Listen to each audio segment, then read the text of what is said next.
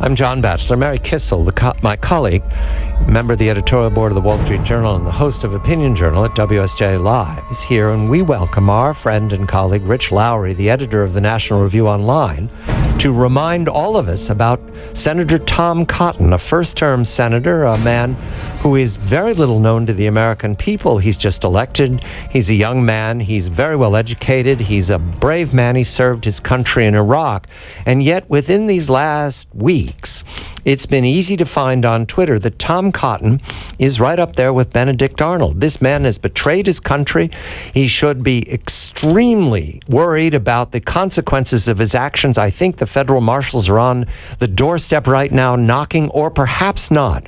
Rich, a very good evening to you. Is it only us who remember that yesterday the Friends of the White House were going to arrest Tom Cotton for treason? What's happened to that? And how does Tom Cotton's bold maneuver to publish a public letter to Iran to remind that there is a separation of powers in the United States and that the U.S. Congress has the equal authority of the executive, how did that lead to the Corker-Menendez success of this week? Good evening to you, Rich. Good evening. Thanks for having me. The substantive case against the Cotton letter was always absurd, that it was somehow an illicit interference in foreign policy and potentially a violation of the law and all the rest of it, when it was just an open letter that had the same force basically as an op-ed, except for it happened to be addressed to the leaders of Iran and pointing out what is obviously true, that if this agreement, so-called, is ever going to have the force of law, it has to be confirmed by Congress and then ratified by the president, and that's not very likely to happen. The practical case, which seemed more plausible, was that making the issue more partisan. It was just Republicans on this letter, and Democrats took great offense of it and to it, and thought it was a personal slight of the president and all the rest of it. By doing that, he was pushing Democrats towards embracing the White House, despite their skepticism of how this process had been working out. And what we've seen the last couple of weeks is that practical case was also nonsense, and that there was enough discomfort on the Hill with the president doing this alone, that you got this agreement just the other day to at least have a congressional vote. I fear not much is going to come of it, but at least it's some congressional voice. Well, Rich, that's a good point. You fear not much will come of it. Our experience at the editorial page is that the president only embraces Republicans in Congress when he's won. So when you look at this Corker deal that allows a vote of disapproval of the Iran deal, is it really such a success, or has it just been watered down so much that Democrats say, sure, I'll sign up to that? I don't think there were a couple changes to it. I don't think those were so meaningful as the fact that it takes 67 votes to pass this with a veto-proof majority, a resolution of disapproval of any deal, which, of course, as the Journal pointed out in your editorial, turns on its head the typical process, which requires 67 votes to approve a treaty. And the problem here is that President Obama has held the whip hand once he found unilateral authority to unravel almost all the congressional sanctions. And once he said, well, I'm not going to go to Congress necessarily because it's going to be an executive agreement, I'm going to work through the UN, then whatever you do, you need 67 votes to stop him, because anything that Congress passes, he'll veto, and to override the veto, of course, he needs 67 votes. So that's what kind of reversed the process and put Congress in a weak position. Once he said, look, I can just do this on my own, it becomes much harder to stop. Well, another uncomfortable question then.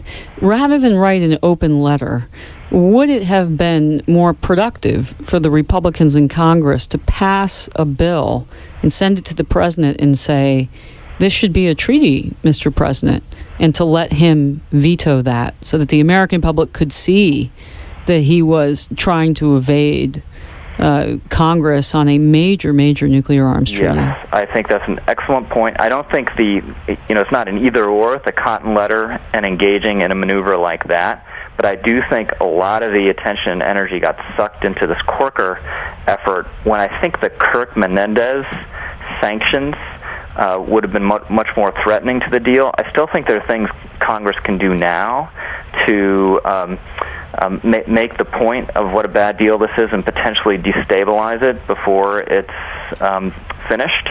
Why not get 100 senators on a letter saying there should be zero enrichment? That was or there should be at-will sanctions. At-will inspections. Mr. President, you've said we're going to have at-will inspections, but the Iranians haven't, and we think it's very important to have that as any part of the deal and pass a resolution to that effect. I think it's really important to try to pick away at this thing before it's finalized, because it just becomes much harder once you have all the leaders of these nations standing up and declaring peace in our time, and the president's prestige is really on the line over it. It becomes much harder to reverse it then than it is now to try to preemptively upset it.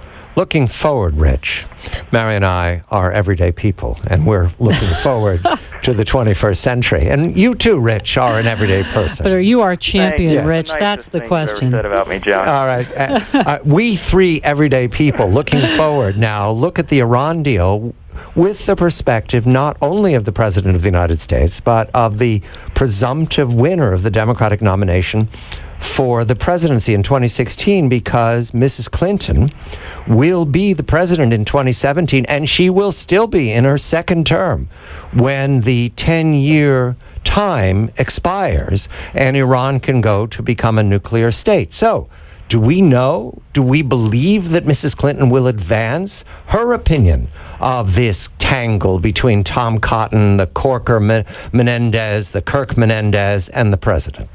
I think so far, John, the signs are there's just not going to be a lot of daylight between her and the president. So far on this campaign swing, such as it is, domestic policy, it's been just Obama status quo, except for maybe a little more so.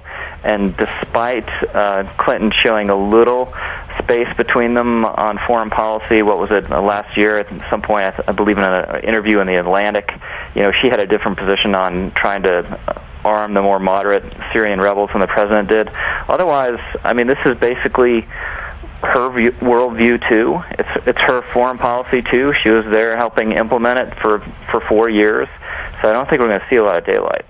Puzzle, though. I think if I do this correctly, the president is now saying Iran will not get a bomb on my watch, right? Right. For another how many months? Right about that. The logic of this is that if Mrs. Clinton says that, we've got some news here. Exactly. He can say that and she can't. So there's some daylight possibilities here if the question is asked, which we cannot presume it will be by a media that is starstruck by Mrs. Clinton's authentic campaign, Mary. Yeah, so authentic that she goes to where, John? Chipotle? Yes, and didn't tip. But my point here about Mrs. Clinton and her observations is that in the last week, I've felt this, Rich, and I wanted to ask you, because you look at it from the offices of the National Review Online. Do you sense that there's been a moving away from what the president thinks every moment and a moving towards Mrs. Clinton? We've now got two leaders in the Democratic Party. We're seeing some of that, and of course we'll see more naturally in the course of things with every passing day.